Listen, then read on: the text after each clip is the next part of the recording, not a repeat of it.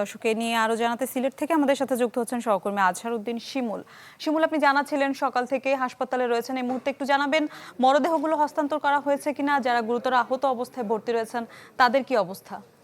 Bangla QR যেখানে নগদ payment সেখানে সারা দেশে 10 লাখেরও বেশি মার্চেন্টে নগদে পেমেন্ট করুন খুব সহজে। মিলা, দেখুন, মরদেহগুলো হস্তান্তরের প্রক্রিয়া শুরু হয়েছে। আমাদের সাথে কিছুক্ষণ আগে শেরপুর হাইওয়ে থানা পুলিশের যিনি ভারপ্রাপ্ত কর্মকর্তা অফিসার ইনচার্জ রয়েছেন তিনি বলছেন পরিবারের সদস্যদের খবর দেওয়া হয়েছে এবং তারা আসছেন। তারা আসার পরেই তাদের যে মরদেহগুলো রয়েছে সেগুলো পরিবারের কাছে হস্তান্তর করা হবে।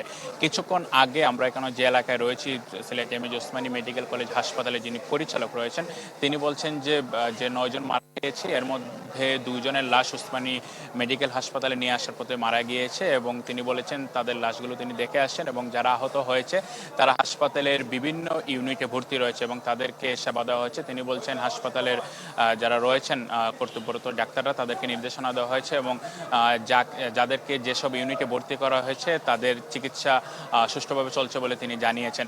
জানিয়ে রাখি, সকালের দিকে মূলত ঘটনার সূত্রপাত সিলেট থেকে ঢাকার উদ্দেশ্যে ইউনিক পরিবহনের বাসটি সিলেটের যে কদমতলী বাস টার্মিনাল রয়েছে সেখান থেকে সকাল 6টা 15-এর দিকে রওনা হয় ঢাকার উদ্দেশ্যে। প্রতিমধ্যে 1 ঘন্টা যাওয়ার পর তো 7:15 থেকে 7:30টার মধ্যে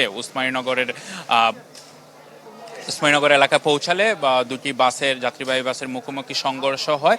ইউনিক পরিবহনটি ঢাকার দিকে যাচ্ছিল এবং বেঙ্গল পরিবহনের যে যাত্রীবাহী বাস সেটি সিলেটের দিকে যাচ্ছিল এবং প্রতিমধ্যে তা মুখোমুখি সংঘর্ষ হলে ঘটনাস্থলেই ইউনিক পরিবহনের 7 জন যাত্রী মারা যান এবং গুরুতর আহত 2 জনকে ওসমানী মেডিকেল কলেজ হাসপাতালে নিয়ে আসার পথে তারাও মারা যান। এর মধ্যে ওসমানী হাসপাতালে নিয়ে আসার পথে মারা যাওয়ার মধ্যে একজন 3 বছরের শিশু রয়েছেন এবং একজন 22 বছর বয়সী তরুণ রয়েছেন। এ নিয়ে মোট 9 জন মারা গিয়েছে, তবে বেঙ্গল পরিবহনের কেউ কোনো যাত্রী নিহত হয়নি বলে আমাদেরকে সংশ্লিষ্টরা নিশ্চিত করেছেন। এবং ঘটনার পরপরই আমরা দেখেছি পুলিশ, ফায়ার সার্ভিসের উদ্ধারকারী দল দুটি বাসের যাত্রীদের তারা উদ্ধার করে নিকটস্থ হাসপাতালে পাঠিয়েছে এবং দুটি বাসেই জব্দ করেছে হাইওয়ে থানা পুলিশ। এবং ঘটনার পর যাতে কোনো ধরনের আসলে যানজট তৈরি না হয় সেজন্য হাইওয়ে থানা পুলিশ ঘটনাস্থলে গিয়ে দুটি বাসকে নিরাপদে নিয়ে যায় এবং ঢাকা সিলেট মহাসড়কে আসলে কোনো যানজট তৈরি করতে দেওয়া হয়নি।